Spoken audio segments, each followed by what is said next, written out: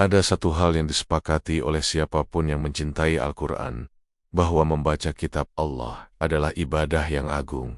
Tidak ada perbedaan pendapat dalam hal ini. Namun para ulama sejak generasi awal selalu mengingatkan bahwa kemuliaan Al-Quran menuntut kehati-hatian, agar kecintaan tidak berubah menjadi kelalaian yang tidak disadari. Al-Quran tidak diturunkan sekadar untuk dilalui oleh lisan, tetapi untuk dipahami, direnungi dan diamalkan. Allah menegaskan bahwa tujuan utama Al-Quran adalah agar ayat-ayatnya ditadaburi oleh orang-orang yang berakal. Bahkan Allah mencela sikap membaca tanpa perenungan, seolah hati terkunci dari makna. Ini menunjukkan bahwa tilawah adalah pintu masuk, bukan tujuan akhir. Para sahabat Nabi memahami prinsip ini dengan sangat jelas. Mereka tidak memisahkan antara membaca, memahami, dan mengamalkan. Abdullah bin Mas'ud radhiyallahu anhu menjelaskan bahwa para sahabat mempelajari 10 ayat, lalu tidak berpindah ke ayat berikutnya sampai mereka memahami dan mengamalkannya. Ini menunjukkan bahwa ukuran keberhasilan tilawah,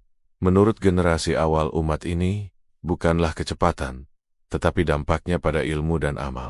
Namun perlu ditegaskan secara adil, bahwa para generasi awal umat ini juga mengenal pengaturan bacaan dan target khatam. Nabi membimbing Abdullah bin Amr bin Ash untuk membaca Al-Quran dalam jangka waktu tertentu, bahkan melarang berlebihan agar tidak melemahkan diri. Ini menunjukkan bahwa membuat target tilawah secara pribadi adalah perkara yang dibolehkan. Akan tetapi, target ini bersifat individual, fleksibel, dan tidak melahirkan tekanan sosial.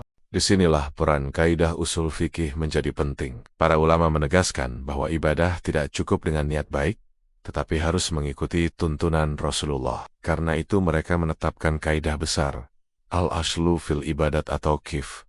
Asal dalam ibadah adalah menunggu dalil. Metode dan sarana boleh digunakan sebagai wasilah, tetapi ia tidak boleh disakralkan, dipuji berlebihan, atau diperlakukan seolah-olah bagian dari ibadah itu sendiri.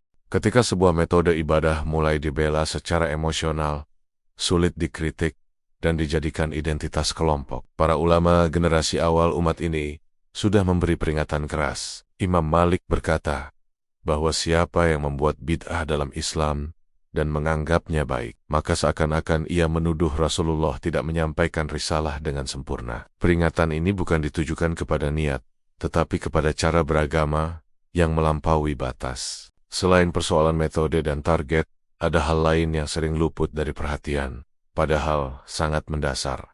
Kebenaran bacaan Al-Quran itu sendiri. Allah memerintahkan agar Al-Quran dibaca dengan tartil, yaitu tenang, jelas, dan benar. Para ulama qiraah menjelaskan bahwa tartil mencakup penjagaan makhraj huruf dan hukum-hukum bacaan.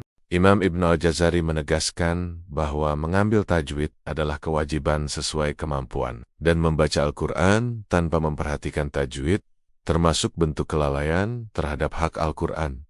Karena itu, belajar membaca Al-Quran dengan benar merupakan bagian dari ibadah yang tidak bisa diabaikan. Islam sangat adil terhadap orang yang masih belajar. Rasulullah bersabda bahwa orang yang membaca Al-Quran dengan terbata-bata dan bersusah payah di dalamnya akan mendapatkan 2 pahala. Hadits ini adalah kabar gembira bagi para penuntut ilmu, bukan alasan untuk berhenti memperbaiki bacaan. Kesalahan yang dimaafkan adalah kesalahan orang yang sedang belajar, bukan kesalahan yang dibiarkan tanpa usaha memperbaiki. Disinilah muncul persoalan ketika target tilawah besar dikejar tanpa adanya mekanisme tasih bacaan. Jika seseorang belum lancar, lalu dipacu untuk menyelesaikan bacaan dalam jumlah besar, tanpa bimbingan guru, ada risiko kesalahan bacaan diulang terus-menerus hingga menjadi kebiasaan. Dalam ilmu qiraah, kesalahan yang menetap tanpa koreksi lebih berbahaya daripada bacaan yang sedikit tetapi benar. Jalan para ulama generasi awal dalam hal ini sangat jelas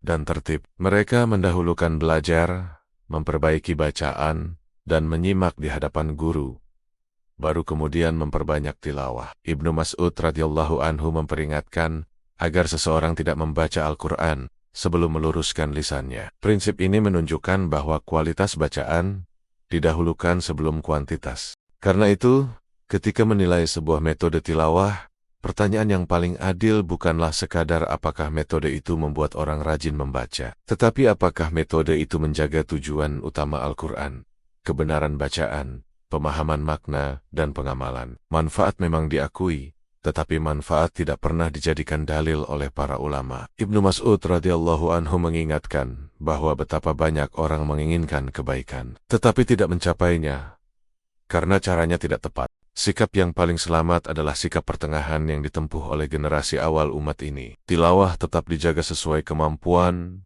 pemahaman ditambahkan meski sedikit, dan bacaan diperbaiki secara bertahap. Dengan bimbingan, metode boleh digunakan selama tidak menggeser tujuan, tidak disakralkan, dan tidak melahirkan tekanan sosial yang merusak keikhlasan. Rumah dan keluarga menjadi pusat utama pembelajaran Al-Quran. Di sanalah bacaan diluruskan, makna direnungkan, dan amal ditumbuhkan. Komunitas dan metode hanyalah sarana, bukan penentu arah. Karena kecintaan sejati kepada Al-Quran tidak diukur dari seberapa cepat selesai membacanya, tetapi seberapa dalam ia membimbing hati dan perbuatan. Pada akhirnya metode memang dibutuhkan oleh manusia yang lemah dan mudah lalai. Tetapi dalam agama, dalil tetap menjadi penentu. Ketika metode tunduk kepada dalil, ia menjadi sarana kebaikan. Namun ketika dalil ditundukkan kepada metode, disitulah arah mulai bergeser tanpa disadari.